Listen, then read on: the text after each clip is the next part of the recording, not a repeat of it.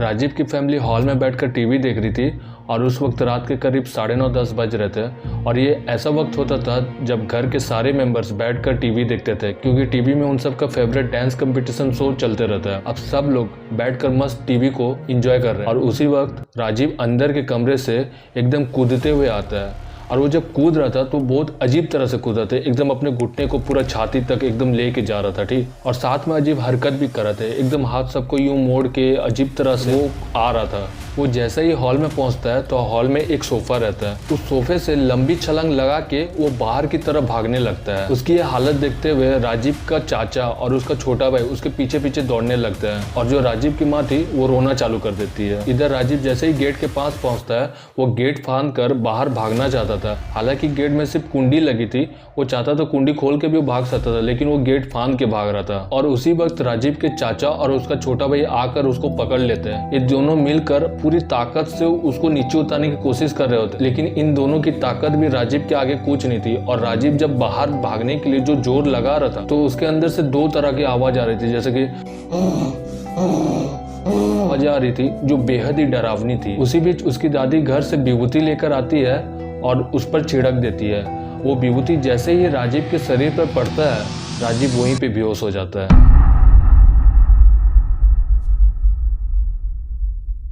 आप लोगों के मन में जरूर ये ख्याल होगा कि राजीव कौन था, राजीव के साथ क्या हो रहा था। और उससे भी ज़्यादा गौर करने वाली बात ये थी कि जब राजीव घर से बाहर भाग रहा था तो सिर्फ उसके चाचा और उसके भाई उसके पीछे क्यों भागे, बाकी के लोग क्यों नहीं भागे। और दूसरी बात, जब राजीव की हालत उसकी माँ ने देखी तो वो चौंकने की वजह रोने क्यों लगी। तो दोस्तों, आज राजीव के साथ जो कुछ भी हो रहा था वो पहली दफ़ा नहीं था, क्योंकि इससे भी पहले राजीव के साथ ऐसे कई हादसे हो चुके थे। और आज जो कुछ भी राजीव के साथ हो रहा था वो सिर्फ और सिर्फ उसकी एक छोटी सी गलती की वजह से ना कि सिर्फ उसे बल्कि उसके पूरे परिवार को भुगतना पड़ रहा था। तो फ्रेंड्स, आज की जो स्टोरी मैं आपको सुनाने जा रहा हूँ वो मुझे किसी ने शेयर नहीं करी है, बल्कि ये कहानी मेरे खुद के मामा के बेटे की है जिसका नाम था राजीव। एक्चुअली मेरे मम्मी के दो भाई है, मम्मी जो है सबसे बड़ी है और जो बड़े मामा है उनके दो बेटे हैं और छोटे मामा उनके भी दो बेटे हैं। बड़े मामा के बेटे का नाम है, एक का नाम है राजीव जो बड़ा है और छोटे वाले का नाम है रोशन।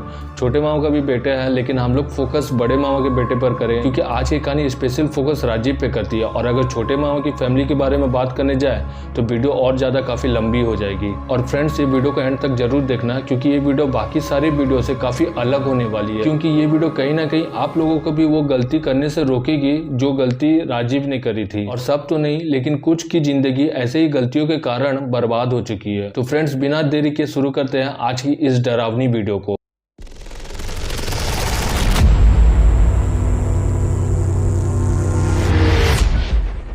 दरअसल ये तब की कहानी है जब हम लोग उड़ीसा में रहते थे और मेरे मामा लोग रांची में। अक्सर गर्मी छुट्टी में हम लोग 10-15 दिन के लिए मामा के घर घूमने जाया करते थे। गर्मी छुट्टी मतलब जब मैं स्कूल में था, अभी नहीं तो आप लोग सोचेंगे इसका अभी कौन सा गर्मी का छुट्टी हो रहा है। और जो 10-15 दिन हम लोग वहाँ रहते थे बड़े मजे करते थे। मेरे बड़े मामा के दो बेटे, छोटे मामा के दो बेटे, मैं और मेरी दीदी, टोटल हम लोग 6 लोग मिलकर खूब मस्तियाँ करते थे। एक दिन की बात है जब घर पे हम सिर्फ 6 चिल्ड्रन पार्टी थे, घर के बाकी बड़े लोग किसी रिलेटिव्स के यहाँ गए थे। हमारा जाना जरूरी नहीं था, इसे नानी लोग भी हमें लेकर नहीं गए। हमने भी सोचा कि अच्छा है घर पे रह के हम लोग आराम से मस्ती करेंगे। नानी लोग बोल के गए थे कि शाम को आ जाएंगे। अब देखते देखते रात हो गई, मतलब 9-10 बज गए, ठीक है। नानी लोग का जो घर था वो ग्राउंड फ्लोर पे था और काफी बड़ा था, मतलब 3-4 कमरे थे। फर्स्ट ऐसा हॉल रूम आता था, हॉल रूम से आप ऐसा राइट लोगे तो 2 रूम आएगा जो बड़े मामा और छोटे मामा की थी, और उससे फिर कॉर्नर में आप जाओगे तो नानी की कमरे थी, ठीक है। और एक कमरा था लेकिन वो था पूजा रूम, और पूजा रूम भी बाकी कमरों के जैसा बड़ा था। और उस पूजा कमरा में सिर्फ देवी देवता के पोस्टर, मूर्ति,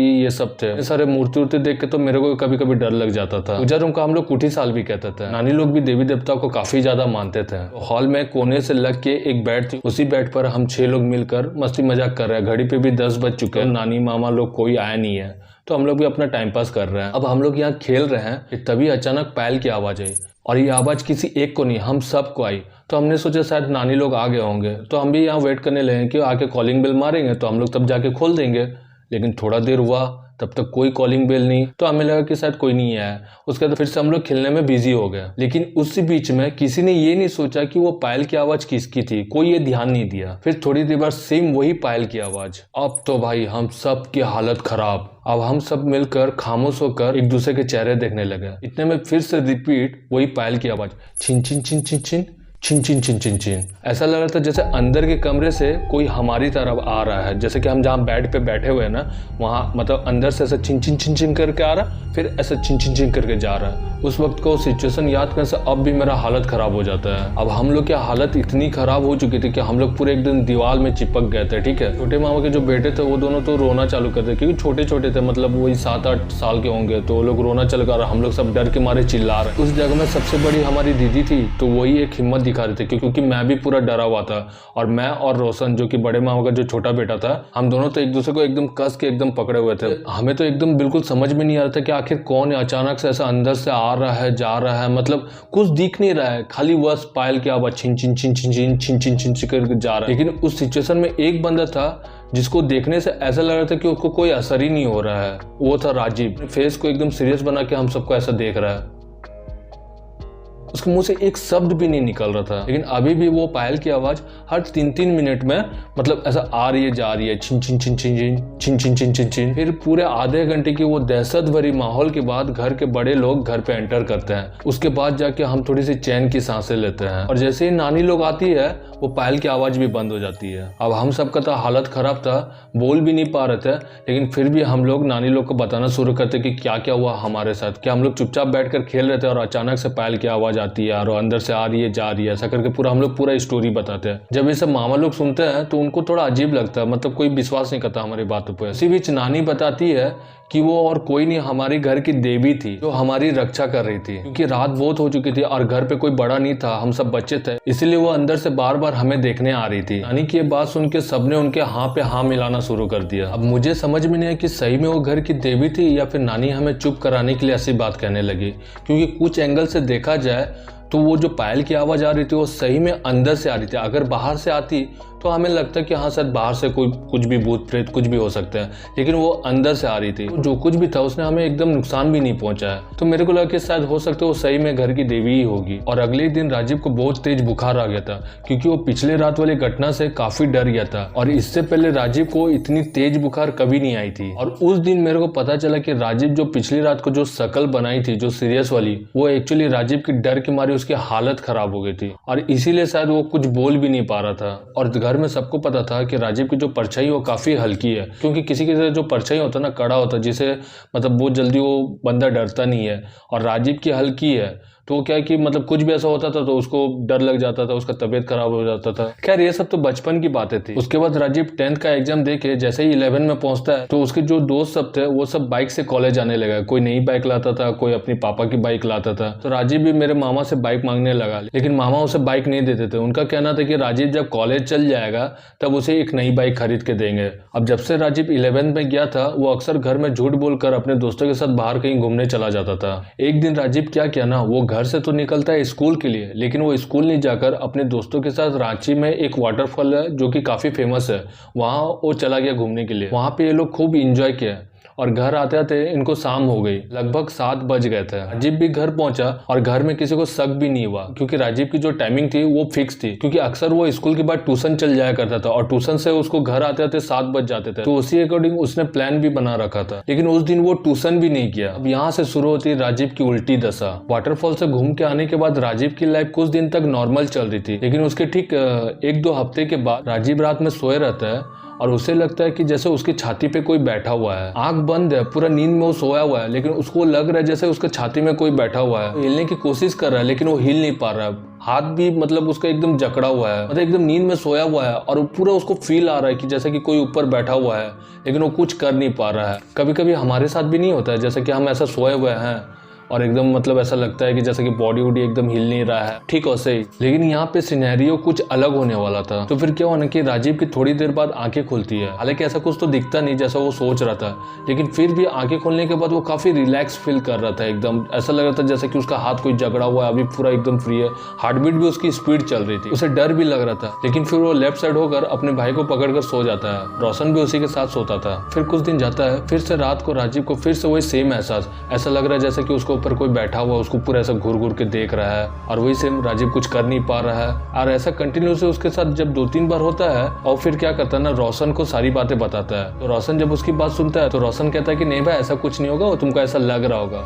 तो राजीव भी उसको कुछ ज्यादा बोलता नहीं है। उसके बाद से राजीव और किसी को कुछ कहता नहीं है। फिर क्या होता है कि वो धीरे धीरे थोड़ा दुबलाने लगता है, आंख के नीचे में डार्क सर्कल ये सब आ रहा था, लेकिन कोई उतना नोटिस नहीं कर रहा था। फिर काफी दिन गुजरने के बाद, ऑलमोस्ट लाइक 2-3 महीने बाद, ये बात है 2016 की, तब तक हम भी जमशेदपुर शिफ्ट हो गए थे। तो क्या हुआ कि एक रात राजीव सोया हुआ है और वो पता नहीं कब से ना कुछ बड़बड़ाया जा रहा है। राजीव ऐसा सीधा सोया हुआ है और रोशन लेफ्ट साइड में ऐसा फेस करके सोया हुआ है और ये बड़बड़ाया जा रहा है। रोशन को उसकी आवाज़ सुनाई दे रही है, लेकिन होता है ना जैसे कि हम लोग भी सोए हुए हैं और कोई अगर कुछ बोल रहा है तो थोड़ा सा कान में पड़ते रहता है तो डिस्टर्ब सा लगता है। तो रोशन को भी आवाज़ आ रहा है, काफ़ी देर तक ये आवाज़ आते रहती है रोशन को। फिर जब राजीव की हाथ रोशन को जोर से लगती है तो रोशन जैसे ही घूम के देखता है तो उसकी डर से हालत खराब हो जाती है। वो देखता है कि काला सा परछाई, पूरा एकदम काला, मतलब कुछ समझ में नहीं आ रहा, एक राजीव के ऊपर ऐसा करके कुछ बैठा हुआ है। ठीक है, राजीव ऐसा सोया हुआ और बड़बड़ाया जा रहा है। ये देखने के बाद तो रोशन का मतलब दिमाग काम नहीं करता और वो जोर जोर से चिल्ला चिल्ला के रोने लगता है कि मम्मी भैया को बचा लीजिए, मम्मी भैया को बचा लीजिए। अब जैसे ही रोशन की चिल्लाने की आवाज सबको सुनाई देती है, सब दौड़ दौड़ के उन लोगों के पास आते हैं। तो देखते हैं कि रोशन दीवार से लग के एकदम रोए जा रहा है, इधर राजीव चुपचाप सोया हुआ है और रोशन कंटिन्यूसली रोए जा रहा है कि मम्मी भैया को बचा लीजिए, भैया को बचा लीजिए। रोशन की हालत देखकर पहले तो सब उसे चुप कराते हैं, फिर उसे पूछने पर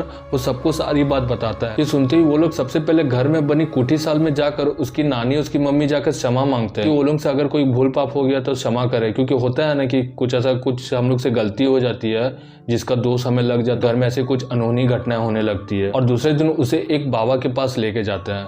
वो लोग जिस बाबा के पास गए थे उस बाबा को वो लोग काफी ज्यादा मानते थे और वो बाबा भी राजीव को देखते ही पहचान गए थे कि वो किसी साया के बस में है। और राजीव को अच्छी तरह से झाड़ देते हैं और एक विभूति देते हैं और कहते हैं कि हर शाम को उसे लगाने के लिए, ताकि रात में उसे जो कोई भी दिक्कतें आ रही है वो नहीं आएगी। कुछ दिन तक तो राजीव को सच में ऐसी कोई प्रॉब्लम आती नहीं है, तो उसे लगता है कि शायद सब कुछ ठीक हो गया है, लेकिन उसकी खुशी ज्यादा दिन तक नहीं थी। फिर एक दिन क्या होता है कि रात के करीब 11:30-12 बज रहे होते हैं। हॉल में नानी, रोशन और राजीव ये तीनों बैठकर मूवी देख रहे होते हैं। टीवी में कोई साउथ इंडियन मूवी चल रही होती है और नानी को साउथ इंडियन मूवी बहुत पसंद थी, इसलिए आज नानी भी टीवी देखने लग गई और बाकी लोग सोने चल गए थे। अब एक लंबा सा सोफा है, उसमें नानी और राजीव बैठकर टीवी देख रहे हैं और दूसरा वाले सोफा में रोशन बैठा हुआ है। अब ये लोग बैठकर टीवी देख रहे हैं। उसी बीच राजीव अचानक से जोर जोर से चिल्लाने लग गया कि दादी माँ बचाइए, दादी माँ बचाइए, और आंख बंद करके दादी को कस के पकड़ लेता है। इधर उसकी दादी और रोशन दोनों डर जाते कि अचानक राजीव को क्या हो गया। इधर राजीव कंटिन्यूसली नहीं करके दादी को एकदम कस के पकड़ के ऐसा करके आंख बंद किया हुआ है। उसकी दादी तुरंत रोशन को विभूति लाने के लिए बोलती है और उस विभूति को राजीव पे लगा देती है।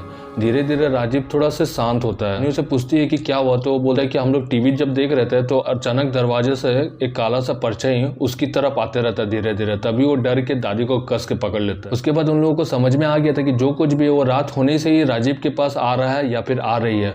उसके बाद से वो लोग क्या किए कि हॉल में ही नीचे बिछाकर सोने लग गए। इस तरफ दादी सोती थी, इस तरफ रोशन और बीच में राजीव। बस वो लोग राजीव को बहुत सारी जगह पे दिखा। दिन ब दिन राजीव की भी तबीयत खराब होते जा रही थी। वो लोग डॉक्टर के पास भी लेके गए लेकिन कोई लाभ नहीं मिला। अब राजीव ज्यादा कहीं बाहर घूमने नहीं जाता था और अगर कहीं जाता भी था तो वो शाम तक घर वापस आ जाता था। और इसी बीच राजीव की फैमिली को एक इनविटेशन आती, उनके ही किसी क्लोज रिलेटिव्स की यहाँ शादी थी, वो भी एक लड़की की।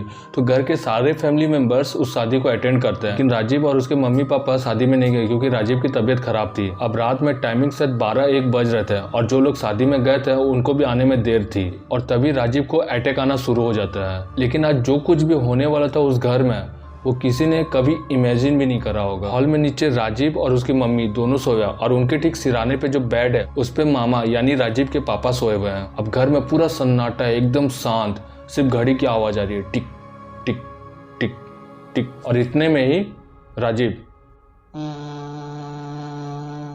स्टार्ट बड़बड़ाना। राजीव की मम्मी यानी मेरी मामी को जब ये बड़बड़ाने की आवाज आती है तो वो झट से एकदम घूम के देखती है। राजीव इधर सीधा सोया हुआ है और करके पूरा एकदम बड़बड़ाया जा रहा है। तो मामी फट से उठ के राजीव को उठाने लगी, उसको हिला रही कि आखिर ये क्या बकबक कर रहा है। जब मामी ध्यान से सुनने की कोशिश की कि आखिर राजीव क्या बकबक कर रहा है तो उनके होश उड़ गया। राजीव जो कुछ भी बड़बड़ा रहा था वो एक मुस्लिम भाषा में वो कुछ बोले जा रहा था। ऐसा लग रहा था जैसे कि वो कोई मुस्लिम भाषा की कोई मंत्र पढ़ रहा है। सुनने के बाद तो मामी तो एकदम डर गए, वो एकदम राजीव को इधर झापड़ पे झापड़ मारे जा रही है। इतने में मामा का भी नींद टूट गया, वो भी देख रहे कि क्या हो रहा है, मतलब मामी इधर मारे जा रहे हैं और राजीव को कोई होश नहीं, कुछ कुछ नहीं, वो खाली करके पूरा एकदम बोले जा रहा है। वो सिराने के पास जो जग था उससे जोर से पानी राजीव के मुंह में मारे। वो जैसे ही जागा तो अपने माँ से दूर भागने लगा। है ना सबसे स्ट्रेंज बात, तो मामी भी चमक गई कि मेरे से क्यों भाग रहा है। और मामी जैसे ही उसके सामने जा रही वो फिर से पीछे पीछे भाग रहा और मामा के पीछे जाके छुप जा रहा है, मामा को पकड़ ले रहा है। फिर थोड़ी देर बाद घर के बाकी लोग जो लोग शादी में गए थे वो लोग भी आए।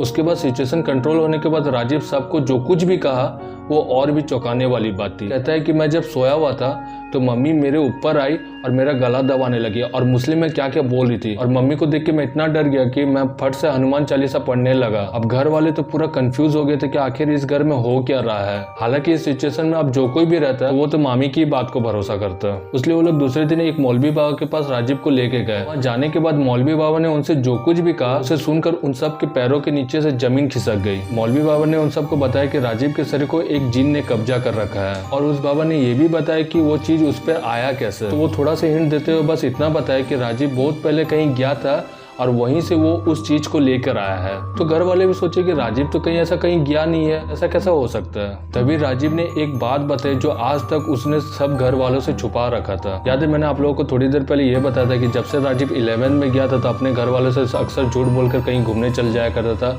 और उसी एक गलती की वजह से आज राजीव इतनी बड़ी मुसीबत में था। उसने कहा कि जब वो और उसके दोस्त रांची के वाटरफॉल में घूमने गए थे, लोगों ने काफी एंजॉय किया, और वो लोग वापस आते समय एक पुल था जहाँ से पानी नीचे से फ्लो हो रहा था, और वो पिकनिक स्पॉट से थोड़ा सा दूर में था जो काफी सन्नाटा था, वहाँ पे कोई आना जाना उतना करता नहीं था। इसलिए उसके दोस्त प्लान करते हैं कि तो यहीं से नहाते हुए जाएंगे। उसके सारे दोस्त लोग नीचे उतर गए नहाने के लिए, लेकिन राजीव नहीं उतरा। वो अकेला वहीं पे पुल पे खड़ा होकर उन्हें देखने लगा। जब वो वहाँ खड़ा होकर उन्हें देख रहा था तब उसे लगता है कि जैसे उसके कान के सामने आकर कोई कुछ कह रहा है। तो वो जैसे ऐसे मुड़ के देखता है तो एक हवा का झोंका उसको मारता है और वो वहीं पे ही गिर जाता है। उसके बाद उसके दोस्त लोग उसे आकर उठाते हैं, और ये बात आज तक उसने घर वालों से छुपा रखी थी। ये बात जैसे ही उसके घर वाले सुनते हैं तो थोड़ी देर के लिए तो वो लोग गुस्सा होते हैं, लेकिन राजीव आज जिस मुसीबत में था उस मुसीबत के सामने उनका ये गुस्सा कुछ भी नहीं था। तो मौलवी बाबा उससे पूरा अच्छे से झाड़ फूक कर देते हैं और वो लोग फिर वापस घर आ जाते हैं। और उसी दिन ही रात को जब सब लोग बैठकर घर में टीवी देख रहे थे तो राजीव अंदर वाले कमरे से एकदम पूरा ऊंची ऊंची छलांग लगाकर आता है और सोफे से कूदकर बाहर भागने लगता है, जिसके बाद उसके चाचा और उसके भाई उसे पकड़ लेते हैं। और उसकी ये हरकत देखकर उन्हें लगता है कि मौलवी बाबा ने जो उसे झाड़ा है उसी के बाद से ही शायद राजीव के अंदर जो कुछ भी था वो ज्यादा गुस्सैल हो चुका है। उसी रात ही वो लोग देर ना करते हुए मौलवी बाबा को फिर से लाते हैं और वो पूरी अच्छी तरह से राजीव को झाड़ देते हैं, और वापस जाते वक्त कहता है कि 1 महीने तक वो कंटिन्यूसली हफ्ते में 2-3 बार आकर उस राजीव को झाड़ दिया करेंगे। ठीक ऐसे ही होता है, कंटिन्यूसली 1 महीने तक राजीव को आकर झाड़ते गए और धीरे धीरे राजीव की कंडीशन स्टेबल होती गई। तभी राजीव के घर वालों को किसी ने कहा कि उन्हें उनकी कुल देवी की पूजा घर में कर देनी चाहिए। तब जाकर उसके फैमिली वालों ने जिस बाबा को ज्यादा मानते थे उस बाबा को बुलाते और घर में एक अच्छा सा हवन कराते हैं, और उस हवन में बाकी सारे घर के लोग रहते हैं। तो अच्छा से विधि विधान के साथ वो हवन को पूरा होता है, और उसके बाद से राजीव को जो कुछ भी दिक्कतें आ रही थी सब बिल्कुल अच्छा से ठीक हो जाता है। और आज इस बात को बिल्कुल 7 साल हो चुके हैं और राजीव अच्छा से है और हर जगह जा रहा है, घूमने फिरने को अपनी मस्त लाइफ जी रहा है। दोस्तों आज की इस वीडियो में मैं आपको कुछ सीख नहीं दूंगा, बस इतना सा रिक्वेस्ट करूंगा कि अगर आप लोग भी कहीं जाते हो घूमने तो दिन में जाओ और भीड़ भाड़ इलाके में जाओ, कोई ऐसा सन्नाटा सुनसान वाली जगह में मत जाओ। और दोस्ती यारी में भी कभी ऐसा रिस्क मत लो जो आपके आने वाले जिंदगी को नुकसान कर सकती है। तो फ्रेंड्स आज की इस वीडियो को यहीं एंड करते हैं, और आई होप कि आपको आज का ये वीडियो पसंद आया हो, और अगर आया तो इस वीडियो को लाइक कमेंट और शेयर करना ना भूलें, और आगे ऐसे ही हॉरर क्रीपी थ्रिलर्स वीडियो के लिए इस चैनल को सब्सक्राइब कर दीजिए। तब तक के लिए goodbye and take care.